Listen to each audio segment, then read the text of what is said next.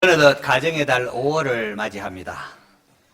하나님께서 우리에게 허락하신 가정은 보이지 않는 삶의 울타리가 되고 우리가 그 안에서 편히 쉬는 마음의 쉼터가 됩니다.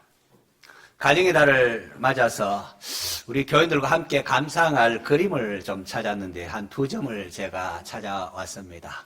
이 그림을 보면 우리가 심미안이 이렇게 또 이렇게 자꾸 좋은 그림 보면 또 떠지지 않습니까? 자, 첫 번째 그림은 20세기 우리나라 근현대 미술을 대표하는 이중섭의 길 떠나는 가족인데요.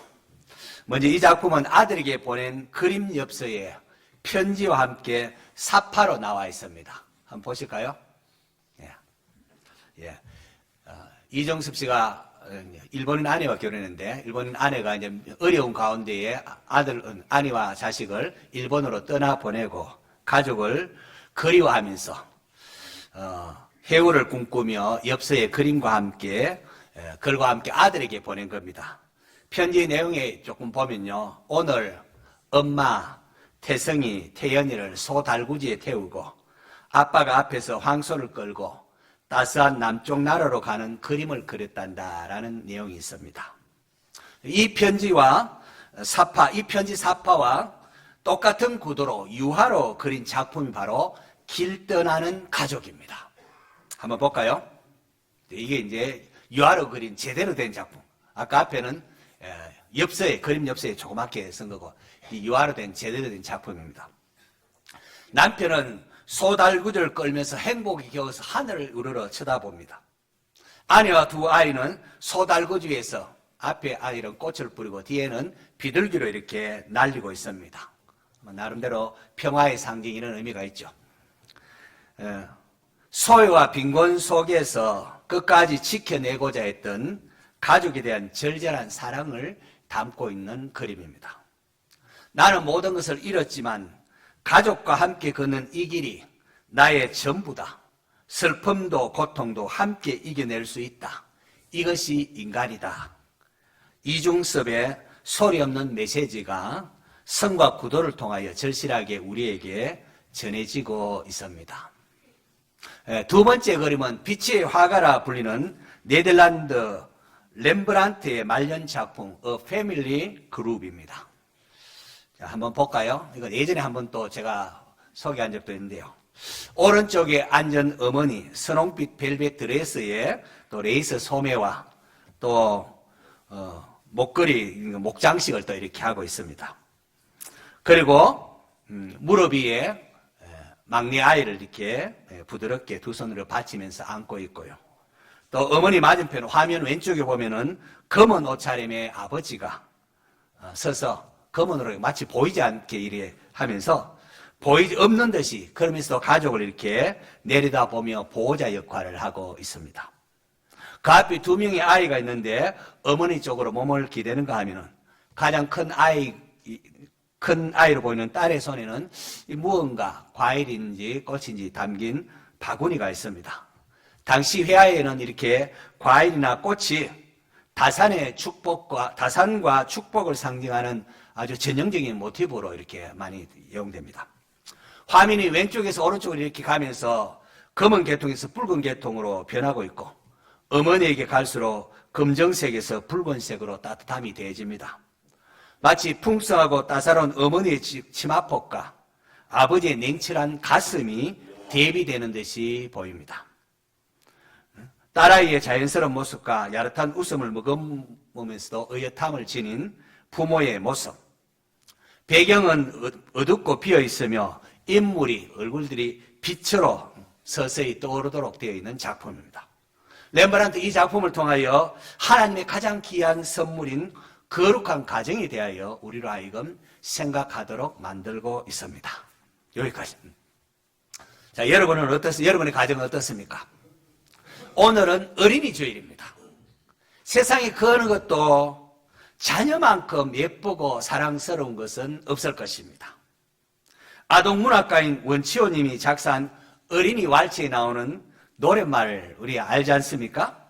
꽃과 같이 곱게 나비같이 춤추며 아름답게 크는 우리 무럭무럭 자라서 이 동산을 꾸미면 웃음의 꽃 피어나리. 우리 원주중앙교회의 모든 어린이가 꽃과 같이 예쁘고 나비처럼 춤추며 밝고 건강하게 자라서 하나님 나라의 귀한 일꾼 되기를 축원합니다. 이런 신명기는 모세가 다음 세대야, 출애굽 2세대들에게 다시금 하나님의 말씀을 선포한 내용입니다. 모세는 이제 가나안에 입성하게 될 자녀 세대, 다음 세대들에게 유언과 같은 당부의 말씀을 합니다. 오늘 설교 제목이 쉐마 이스라엘인데, 쉐마는 들으라, 들으라 이스라엘아, 그런 뜻입니다. 이스라엘아 들으라, 우리 하나님 여호와는 오직 유일한 여호와이시니. 이걸 유대인들은 쉐마라 이렇게 합니다. 히브리어로 쉐마 이스라엘, 야훼를 이들은 하나님 이름 야훼라 부르지 않고 아도나이라 이렇게 부르기도 합니다. 야훼 엘로헤이누, 야훼 에하드 하나다 이런 뜻입니다. 히브리어로 우리 노래 한번 들어보겠습니다.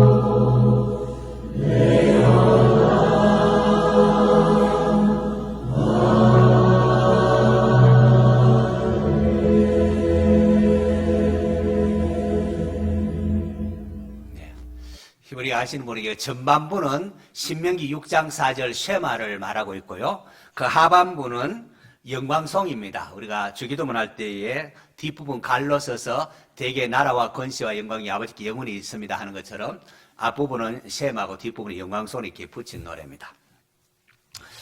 들으라 이스라엘이라 라고 했는데요. 무엇을 들으라는 거 하면은 5절에 너는 마음을 다하고 뜻을 다하고 힘을 다하여 내 하나님 여호와를 사랑하라 그렇게 말하고 있습니다.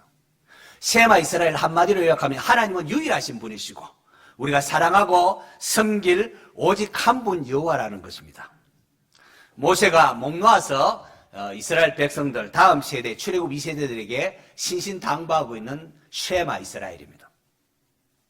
모세가 그 인생을 돌아볼 때 이게 얼마나 중요했으면 얼마나 마음이 사무쳤던지 출애굽 1세대들이 광야에서 죽어가는 것을 보면서 얼마나 마음이 사무쳤겠습니까? 그래서 너희들은 가나안에 들어간 너희들은 이렇게 해야 된다 하면서 내 마음에 새기고 내 자녀에게 부지런히 가르치며 집에 앉았을 때이든지 길을 행할 때이든지 누워있을 때이든지 일어날 때이든지 이 말씀을 강론할 것이며 라고 했습니다.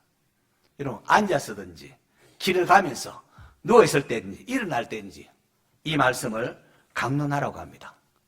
뿐 아닙니다. 이것을 잊지 않도록 너는 또 그것을 내 손목에 메어 기호를 삼으며 내 미간에 붙여 표를 삼고 내 집 문설주와 바깥문에 기록할지니라. 도대체 이것이 무엇이기에 모세가 이처럼 강조하는 것일까요? 모세는 왜 쉐마 이스라엘을 가르치면서 여호와 경외함을 배우도록 하셨는지 그 이유가 신명기 6장 24절에 나와 있습니다. 우리 스크린 보면서 같이 한번 읽습니다. 시작.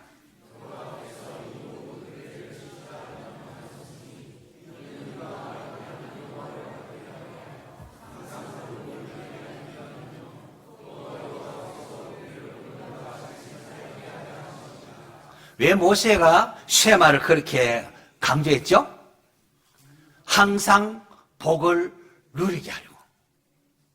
모세는 하나님께서 우리와 우리의 자녀들이 항상 복을 누리도록 여호와 경외함을 가르치도록 하나님께서 우리에게 말씀하셨다고 합니다. 이런 복음서에 보면은 한 서기관이 예수님께 나와서 이런 질문을 합니다. 모든 계명 중에 첫째가 무엇입니까? 그때 예수님이 대답하시기를, 예수께서 대답하실 때 첫째는 이것이니 이스라엘아 들으라. 쉐마 이스라엘. 주 곧 우리 하나님은 유일한 주시라. 내 마음을 다하고 목숨을 다하고 뜻을 다하고 힘을 다하여 주 너의 하나님을 사랑하라 하신 것이라. 모세가 한 쉐마 이스라엘을 말합니다. 그러면서 목숨을 다하고라는 것까지 포함하고 있습니다. 주님은 쉐마 이스라엘, 이게 첫째 되는 계명이라고 말씀합니다. 성도 여러분, 하나님은 유일한 분이십니다. 그래서 우리가 하나님 한국 분이 하나님이라 이렇게 호칭을 부르지 않습니까? 마음을 다하고 목숨을 다하고 뜻을 다하고 힘을 다하여 하나님을 사랑하시기 바랍니다. 우리가 숨쉬며 살아가는 모든 것이 하나님의 것이고 하나님의 은혜로 살아가기 때문에 그 하나님을 우리가 마땅히 존중하고 사랑해야 합니다. 우리가 그래야 되고 우리 자녀들에게도 이것을 가르쳐야 합니다. 그것이 바로 우리와 우리의 자녀들이 영원토록 복을 받는 비결이기 때문에 그렇습니다. 저는 오랫동안 한국교회의 영적 부흥을 위하여 기도해온 목사입니다. 지상에는 완전한 교회가 없습니다.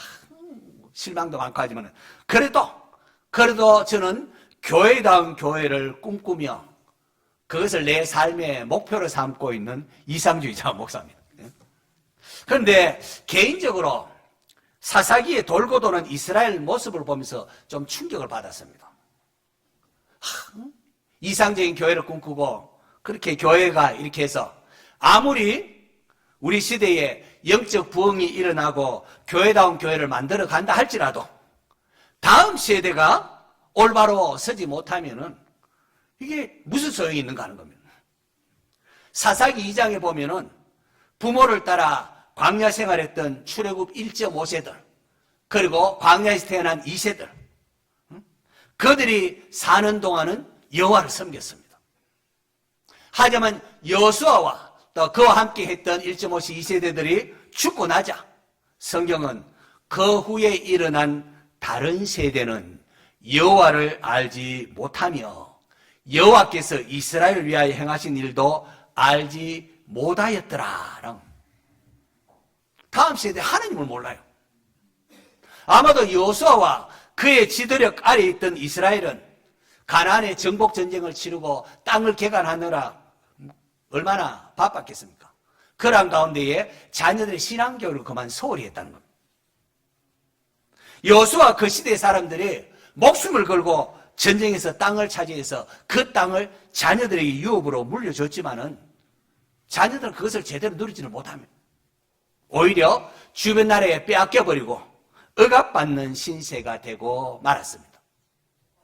결국 사사기에 돌고 도는 이스라엘이 또 여호와의 목전에 악을 행하여라는 역사의 악순환은 다음 세대에 신앙교육을 제대로 하지 못했기 때문이었습니다.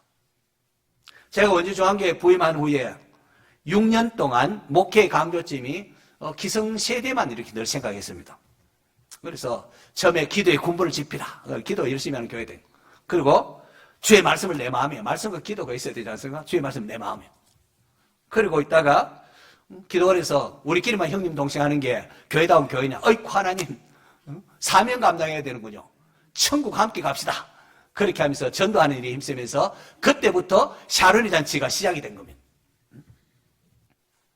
그리고 그 다음에 이제 하나님 말로 인하여 상처 주는 게 많아서 하나님 기뻐하시면 좀 말만 하자. 말만 해야 되겠는가? 그 다음에는 이젠 삶을 이야기하자. 삶을 하자. 그러다 그 다음에는 땅끝까지 이르러 내 정인이 되자. 되려. 무슨 말인가 하니까 이제 지역을 넘어서 세계 복음하는 일에 우리가 사명을 감당하자 해서 땅까지 이르러 내 정인이 되려 하면서 그때에 우리가 이제 기도하는 가운데 전지영 성사님을 우리 단독 우리 교회 단독으로 해서 캄보디아로 파송하는 그런, 그 다음에 파송을 했습니다. 7년째 맞으면서 기도원에서 기도하는 중에 이 사사기의 도는 악순환을 보면서 우리 기성세대가 아무리 신앙이 좋아도 다음 세대가 준비되지 않으면 모든 것이 허물어진다는 것을 제가 깨닫고 충격을 받았습니다. 어이쿠, 하나님, 우리 세대만 생각하면 안 되는군요. 그래서 2017년도에 다음 세대를 준비하라는 교회 표를 세웠습니다. 그렇게 표를 정하고 기도했는데 때가 참에 얼마 지나지 않아서 하나님께서 우리 다음 세대를 위한 그레이스 센터를 짓도록 해 주셨습니다. 할렐루야. 지금은 교회 학교의 기본적인 하드웨어가 어느 정도 구축이 되었습니다. 근데 하드웨어보다 더 중요한 것이 소프트웨어 아닙니까? 이 건물보다 더 중요한 것은 다음 세대를 이끌어줄 목회자와 교사들의 자질 함량이 요구된다는 거죠. 저는 자녀들을 위한 최고의 선물은 준비된 목회자와 교사들하고 저는 그렇게 생각합니다. 준비되지 못한 사람이 지도자로 있으면은 그 단체나 사회가 참 희망이 없고 암울하지 않습니까, 여러분? 개인적으로는 저도 여러분에게 좋은 선물이 좀 되고자 그렇게 아직도 기도하고 배우는 일에 힘쓰고 있습니다. 교회 학교를 향한 저의 기도 제목은 우리 원주중앙교회의 교회 학교가 자녀들을 믿고 맡길 수 있는 교회 학교가 되게 해 주소서입니다. 그런데 이 일은 목회자와 교사만으로 되는 것은 아닙니다. 학부모들이 적극적으로 협조해야 하고 또 온 교회가 함께 기도해야 되지 않겠습니까? 목회자가 좀 부족해도 목회자를 존중히 여기고 도와줄 수 있는 성도가 되시기를 바랍니다. 그게 교회다운 교회고 성도의 성도다움이기 때문입니다. 오래전 기도원에서 교회 학교를 생각하면서 하나님, 우리 교회에 좋은 또 사람들 좀 많이 보내주시고 좋은 사역자를 보내주세요 라고 기도를 하는데 또 제 마음에 어떤 생각이 드는가 할까요? 너는 왜 심지도 않고 다른 곳에 있는 사람들을 데리고 오려고만 하느냐라는 책망이 들리는 것 같았습니다. 여러분, 하나님 나라의 관점에 보면은 이 교회나 저 교회나 좋은 목회자 꼭 우리 교회에만 오는 게 전부가 아니지 않습니까? 어느 교회 가든지 그곳 사역하면은 결국 하나님 나라의 부흥이 되기 때문입니다. 저는 그때 어이쿠, 하나님, 우리가 사람을 키워야 하는군요 라는 반성을 했습니다. 이런 수도권이나 이 대형 교회에는 나름 유능한 목회자들이 가려고 막 그렇게 하지만은 지방이나 또 이렇게 소형 교회는 잘 가려고 하지 않습니다. 뭐 단임 목회자는 또 사람들이 많기 때문에 서로 막 가려고 하지만은 다음 세대 교회 학교를 섬기는 부교육자로는 잘 가려고 하지 않습니다. 그래서 참 구하기 참 어렵습니다. 찾기 어렵습니다. 하나님 나라의 관점에서 보면은 어디에 가나 결국 다 마찬가지인데 그렇습니다. 목회자들과 교사들은 실력을 연마하고 정말로 준비된 목회자, 준비된 교사가 되어야지 하면서 아이들을 위한 최고의 선물을 도와 열심히 자기 실력을 갈고 닦고 학부모들 여기에 또 적극적으로 부족하더라도 존중하면서 협조하고 또 온 성도들이 관심을 기울이고 또 이렇게 아이들을 위하여 우리는 좀 부족하지만 좀 불편하지만은 너희들이 해야지 하면서 자녀들에게 배려하는 모습이 있을 때에 우리 교회는 믿고 맡길 수 있는 교회 학교가 될 것입니다. 우리 함께 힘을 모아서 기도하고 하나님 기뻐하시는 그런 교회 학교를 만들어갈 수 있기를 바랍니다. 마가복음 10장에 보면은 예수님께서 우리에게 말씀 전하고 계실 때에 사람들이 어린아이를 데리고 나옵니다. 우리 아이, 우리 자식에게 손 얹고 좀 축복기도 해달라는 거죠. 안수하고 축복기도 해달라는 거죠. 그때 예수님 제자들이 어린아이로 데려오는 사람을 막 꾸짖습니다. 지금 예수님이 어른들 상대하기도 저렇게 바쁜데 어린아이까지 데려오면 어떻게 하겠느냐는 거죠. 제자들은 어른들에게 관심이 있었지 아이들은 별로 안중이 없었습니다. 제자들 생각에는 어린아이들 상대하는 게 좀 하찮아 보였던 거죠. 그런데 예수님께서는 이러한 제자들의 모습을 보고는 노하셨습니다. 여러분, 성경에서 예수님께서 노하셨다 직접적으로 표현하는 건 이 부분밖에 없습니다. 뭐 성전에서 한번 이렇게 하긴 있었지만은 노하셨다 직접적으로 기록된 건 이 부분이 유일합니다. 여러분, 예수님이 어떤 분이십니까? 예수님은 노하시는 분이 아닙니다. 온유하고 겸손하신 분이십니다. 그리고 항상 예수님은 제자들 편이 되어주시고 그들을 위하여 변론하셨습니다. 그런데 이번에는 그런 제자들 향하여 노를 바라셨습니다. 무엇을 뜻하겠습니까? 예수님 사역이 얼마나 바쁩니까? 쉴 틈이 없었습니다. 그런데도 예수님은 어린아이들이 자기에게 오는 것을 막는 제자들 향하여 노하셔서 어린아이들 내게 오는 것을 금하지 말라. 하나님 나는 이런 자들의 것이니라 라고 했습니다. 이것을 통하여 마가는 예수님께서 어린아이 영혼을 얼마나 소중하게 생각하는가를 우리에게 전해주고 있습니다. 제자들 보기에는 어린아이 상대하는 것이 하찮아 보이지만 예수님께서는 결코 그렇지 않다는 겁니다. 어린 소자 하나를 실족해 하는 것은 연자 맷돌을 목에 달고 바다에 빠뜨려지는 게 더 낫다. 그런 말씀까지 하십니다. 오늘도 많은 사람들이 어린아이 신앙은 별로 하찮게 생각하는 경향이 있습니다. 그저 교회 보면 어른들만 생각하는 경향이 있지 않습니까? 그래서 교회 학교 교육에 대해서 깊이 있게 이해하고 신경을 쓰는 분이 많지를 않습니다. 여러분, 그러면 안 됩니다. 마땅히 행할 길을 아이에게 가르치라. 마땅히 행할 길을 누구에게? 아이에게 가르치라. 그리하면 늙어도 그것을 떠나지 아니하리라 하고 했습니다. 어른들은 마음이 이미 굳어져서 복음도 잘 받아들이지 않고 뭘 가르치려 해도 잘 받아들이지 하지 않습니다. 하지만 어린아이들은 마치 스펀지가 물을 빨아들이는 듯이 가르치는 대로 쫙 빨아들입니다. 하나님 말씀 그대로 빨아들입니다. 예수님께서 달리 어린아이들을 가르치며 하나님 나라는 이런 자들의 것이니라 달리 말한 게 아닙니다. 저는 제자들 향하여 노하신 예수님의 모습을 보면서 주님이 우리를 보실 때는 노하지는 않을까 두렵습니다. 어린이 주일을 맞아서 우리가 특별히 자녀들의 신앙을 위하여, 자녀들의 신앙 교육을 위하여 기도할 수 있기를 바랍니다. 또 특별히 학부모들은 우리 목회자들과 교사들도 잘 섬겨주시고 그렇게 해주시기를 바랍니다. 여호수아 4장 보면은 이스라엘 백성들이 기적같이 요단이 갈라져서 걷는 후에 행한 일들이 나옵니다. 하나님께 여호수아에게 각 지파 한 사람씩 12사람을 택해서 요단 가운데 제사장이 서 있던데 그곳에 가서 12돌을 택해가지고 너희들이 유숙하는 곳에 돌무더기를 쌓아라. 기념돌을 쌓으라고 합니다. 하나님 왜 그것을 명하셨을까요? 여호수아 4장 21절 22절 스크린 보면서 우리 같이 한번 읽습니다. 시작.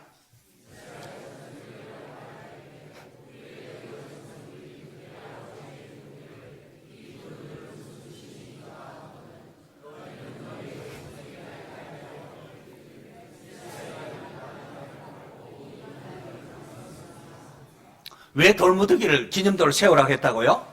나중에 너희 자손이 아빠 저 돌무더기가 뭐 하는 건 매요 묻거든? 너희 자손들에게 알게 하나님께서 기적같이 요단강을 갈라지게 하셔서 마른 땅으로 우리가 건너왔단다. 그걸 전하라는 겁니다. 하나님 이스라엘 백성 당대만이 아니라 자녀들의 신앙교육을 얼마나 중요하게 말하는지 우리가 알 수 있습니다. 하나님께서 이스라엘 백성들에게 각종 절기를 지키라며 한 것도 마찬가지입니다. 특별히 하나님께서 이스라엘 애굽에서 구원해낸 후에 모세를 통해 이스라엘 백성들에게 유월절 규례를 정하고 그것을 지키라고 말합니다. 그 이유에 대해서 성경은 이렇게 말하고 있습니다. 출애굽기 12장 26절 27절 또 읽을까요? 시작.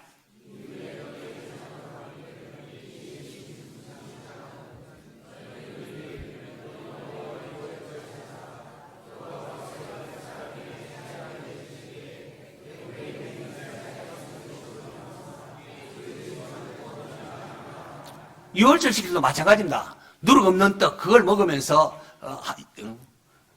유월절 절기를 지킬 때 아빠 왜 이 누룩 없는 떡, 이 맛없는 떡 왜 이거 먹어요? 할 때에 우리가 애굽에 나올 때에 하나님께서 이렇게 하셔서 우리를 애굽에서 구원해내셨다.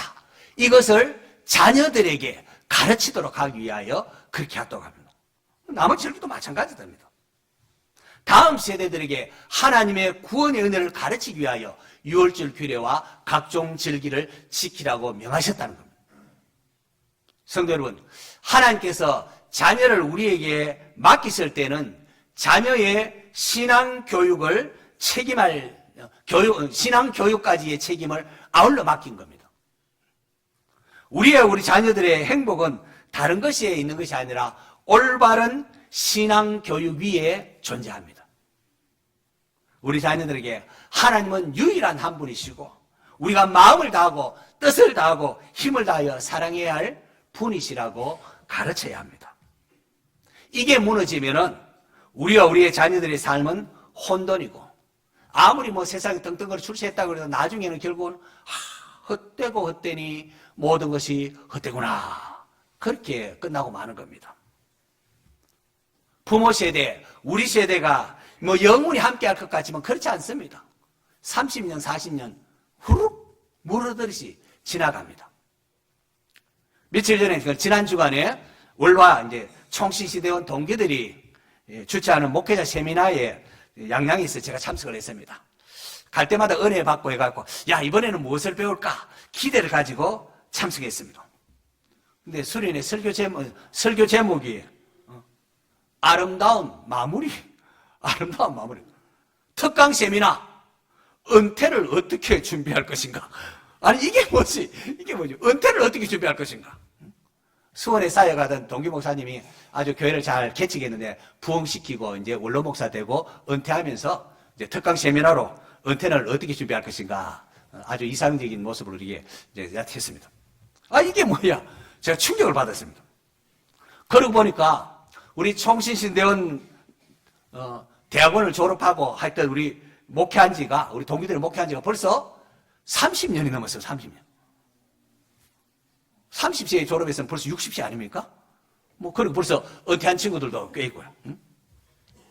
하나님께서 오라 하면은 우리가 하던 거 다 내려놓고 가야 하는 것이 인생입니다. 무엇을 남겨둘 것입니까? 여호수아 그 세대들 땅을 물려줬지만은 쉐마 교육의 실패함에 따라서 후손들이 그 땅을 제대로 누리지도 못하고 외세의 억압을 받으며 살아야 했습니다. 우리도 마찬가지입니다. 아무리 부모가 땀 흘려 노력해서 자식에게 재산을 물려주고 이렇게 기업을 물려준다 할지라도 쉐마 교육에 실패해버리면 이게 아무 소용이 없어진다는 거죠. 하나님의 백성은 하나님 놓치면은 모든 게 무너집니다. 우리의 자녀들에게 그 무엇보다도 하나님을 사랑하는 신앙의 유산을 물려줄 수 있기를 바랍니다. 이를 위하여 기도하고 노력해야 됩니다.